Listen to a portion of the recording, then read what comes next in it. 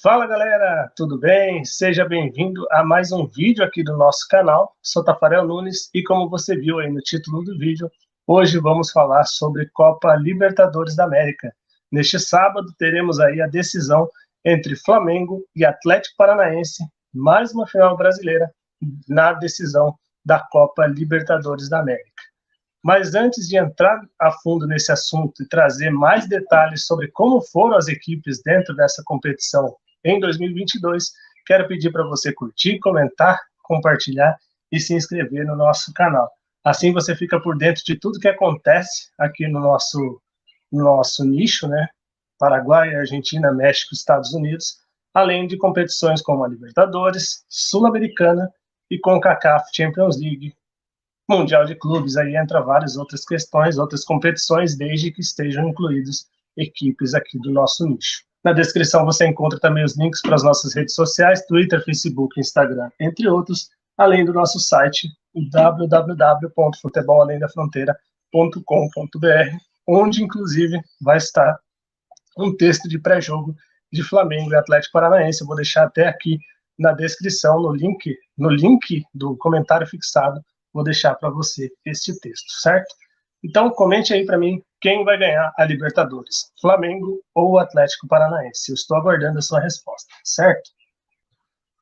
Então, vamos com as estatísticas da Copa Libertadores, né? Dando sequência, iniciando esse vídeo, vamos falar sobre as estatísticas da competição. Tivemos, então, 381 gols em 154 partidas, o que dá uma média de 2,47 por partida. O melhor ataque foi o Palmeiras, com 25 gols marcados, e a melhor defesa, o Palmeiras e também o River Plate, com 3 gols sofridos apenas. As maiores goleadas também são as duas equipes, o Palmeiras com 8-1 em cima do Independiente Petroleiro da Bolívia, e o River Plate com 8-1 em cima do Alianza Lima do Peru.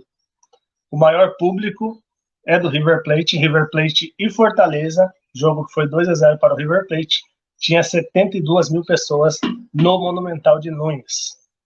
Agora vamos para a artilharia do campeonato. Essa daqui é uma informação importante que traz hoje, nesse momento, Pedro, do Flamengo, como o artilheiro com 12 gols marcados, e ele não terá ninguém brigando com ele pela artilharia, já que em segundo lugar aparecem Rafael Navarro, do Palmeiras, Lucas Jansson, do Vélez Sarsfield, e Rony, também do Palmeiras, com 7 gols. Eles não têm condições mais de recuperar, já que já foram eliminados, e o jogador que poderia, se tivesse quantidade de gols suficientes a alcançá-lo, seria o Pablo, do Atlético Paranaense, porém, ele tem apenas 3 gols na competição. O maior artilheiro do Atlético Paranaense na competição, portanto, é Pablo, com 3 gols. Vamos então agora passar para a campanha. Como foi a campanha de Flamengo e Atlético Paranaense na Copa Libertadores de 2022?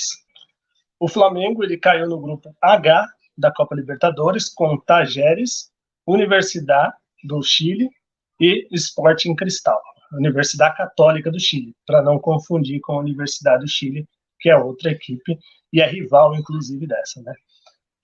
O Flamengo teve 5 vitórias, 1 empate, nenhuma derrota, 15 gols marcados e 6 sofridos. Foi o líder do grupo H, com 16 pontos, seguido pelo Tajeres, que não chegou nem perto disso. Na sequência, ele foi para as oitavas de final.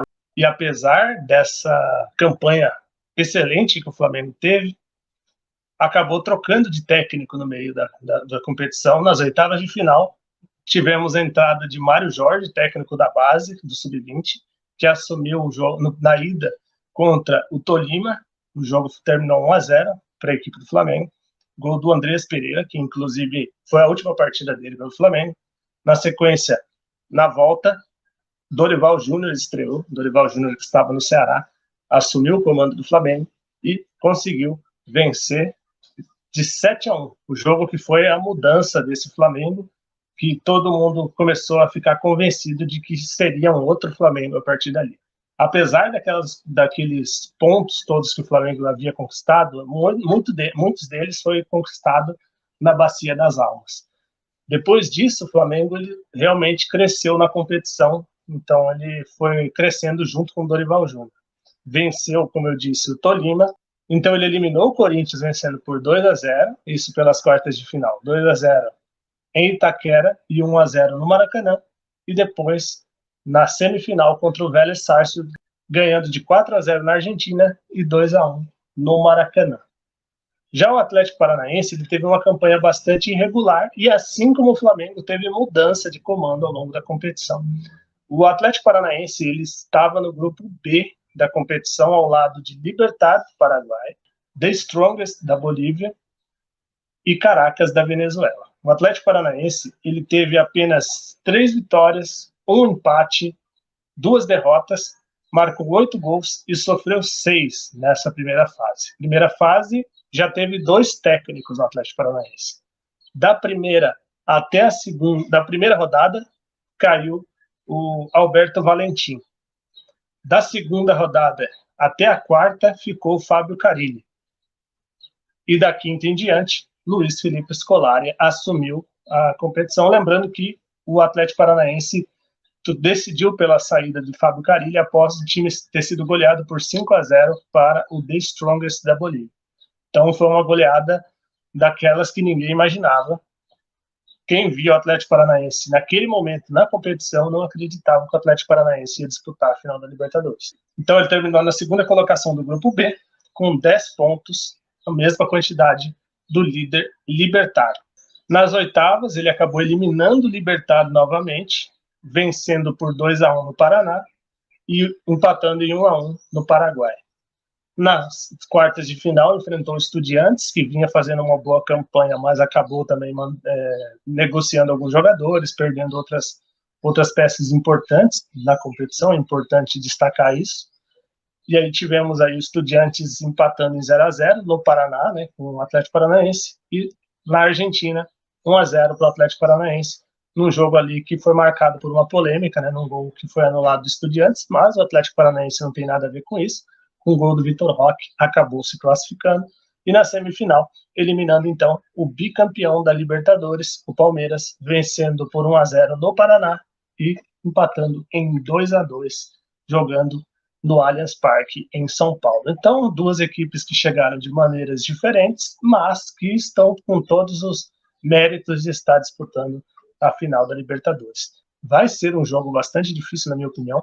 Não acho que vai ser decidido com tamanha facilidade como, por exemplo, muita gente acredita. Eu acho que vai ser um jogo bastante difícil. O Luiz Felipe Scolari tem experiência nesse tipo de competição, então acho que ele pode criar dificuldades para a equipe do Flamengo, assim como foi na Copa do Brasil. O Flamengo venceu a Copa do Brasil em cima do Corinthians, sofreu bastante para ganhar, teve que decidir nos pênaltis, e eu não duvido que esse jogo vá terminar também na decisão por pênaltis. Assim como foi na Libertadores passada, né? O Palmeiras acabou sendo campeão, vencendo o Flamengo na prorrogação. Então não duvido de nada, acho que vai ser um jogo difícil, mas vou dar aqui a minha opinião. Lembrando, é importante dizer, né, que o Flamengo busca o seu tricampeonato da Libertadores para chegar na mesma quantidade de títulos que São Paulo, Santos e Palmeiras, as únicas equipes brasileiras que têm 3 conquistas da Copa Libertadores. E o Atlético Paranaense busca a sua primeira conquista, já que a única vez que chegou numa decisão acabou perdendo em 2005 para o São Paulo, que acabou sendo campeão do mundo naquele ano ao vencer o Liverpool. Então, promete ser um jogo bastante difícil, mas eu vou colocar aqui o meu palpite e eu quero também saber a sua opinião. Eu acho que quem vai vencer vai ser o Flamengo, vai vencer por 2-0. Diz aí para mim nos comentários qual é o seu palpite. Não esqueça de curtir, comentar, compartilhar e se inscrever no nosso canal e também nos seguir nas nossas redes sociais, certo? Um forte abraço e nos vemos no próximo vídeo.